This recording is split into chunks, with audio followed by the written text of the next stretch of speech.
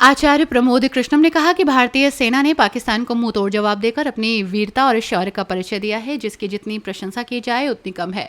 भारतीय सेना की इस जवाबी कार्रवाई ने पाकिस्तान को घुटनों पर ला दिया है और इसके लिए देश की जनता उनकी सराहना करती है।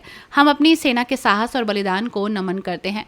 उन्होंने कहा कि प्रधानमंत्री नरेंद्र मोदी के नेतृत्व में भारत सरकार ने यह साहसिक और दूरदर्शी फैसला लिया, जो न केवल देश की सुरक्षा को मजबूत करता है बल्कि विश्व बंधुत्व और वसुदैव कुटुंबकम के सिद्धांत पर भी आधारित है।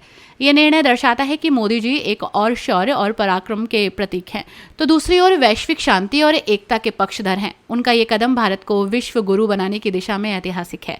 आचार्य प्रमोद कृष्णम ने कहा कि पाकिस्तान पर भरोसा करना उचित नहीं है, क्योंकि उसका इतिहास विश्वासघात और आतंकवाद को बढ़ावा देने का रहा है। विश्व में प्रगति के लिए शांति अनिवार्य है और भारत में शांति स्थापित करने के लिए आतंकवाद का पूर्ण सफाया जरूरी है। पहलगाम में हुए आतंकी हमले के दोषियों को ढूंढकर कड़ी सजा देना अभी बाकी है। आतंकवादी ठिकानों को नष्ट करने की कार्रवाई तेजी से जारी है। उन्होंने कहा कि भारत को विश्व शक्ति बनाने के लिए देश में शांति, एकता और सुरक्षा जरूरी है। चीन और पाकिस्तान नहीं चाहते कि भारत एक महाशक्ति बने, लेकिन भारत सरकार और सेना का दृढ़ संकल्प इसे साकार करेगा। देशवासी प्रधानमंत्री के इस फैसले का पूरे दिल से स्वागत करते हैं और उनके साथ मजबूती से खड़े हैं। देखिए, भारत की सेनाओं ने जो पाकिस्तान को मुंहतोड़ जवाब दिया है, उसकी प्रशंसा करनी चाहिए, उसकी सराहना करनी चाहिए। लेकिन जो भारत सरकार का जो फैसला है, वो विश्व बंधुत्व और वसुधैव कुटुंबकम के सूत्र के आधार पर है।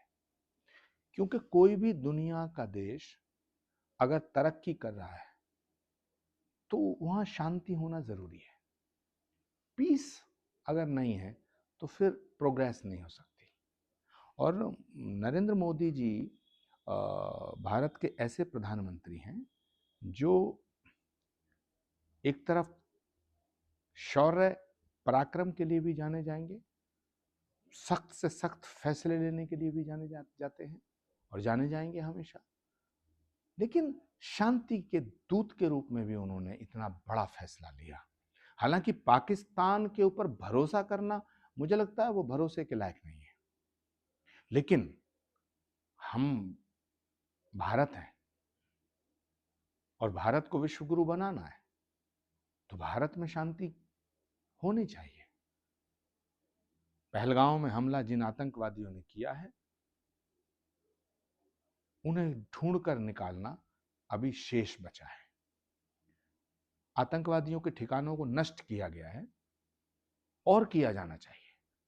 देश की जनता चाहती है कि जिन लोगों ने, जिन हत्यारों ने पहलगांव में निर्दोष लोगों का खून बहाया है, उनको उनकी सजा मिले और उनका समर्थन करने के लिए पाकिस्तान को भी सजा मिले।